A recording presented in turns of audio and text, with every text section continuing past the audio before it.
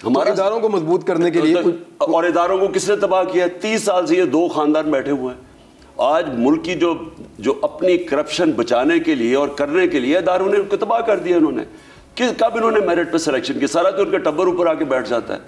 आप मुझे बताएं कि दार जैसा आदमी जो मफरूर मुल्क से, उसको बैठ के आगे आपने फाइनेंस मिनिस्टर बना, कौन सी मेरिट है यहाँ? ये तो उनका बैगेज में।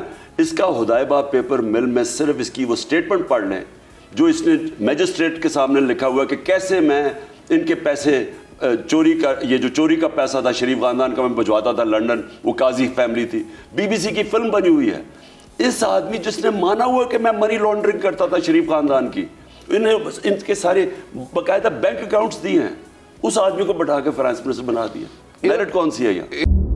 सबसे बड़ी कवरेज 16 अक्टूबर सबको मोटिवेट करें कि उन्होंने निकल के इलेक्शन में वोट डाल दिए। सबसे ज्यादा रिपोर्टर्स, सबसे बड़े पैनलिस्ट, लम्हा बा लम्हा इलेक्शन की खबर सिर्फ बोल पर। सबसे ज्यादा व्यूज, सबसे ज्यादा रील्स और सबसे ज्यादा रेटिंग के साथ बोल अब भी नंबर 1 पोजीशन पर बरकरार। सब्सक्राइब करें और बेल दबाएं ताकि कोई खबर रह न जाए।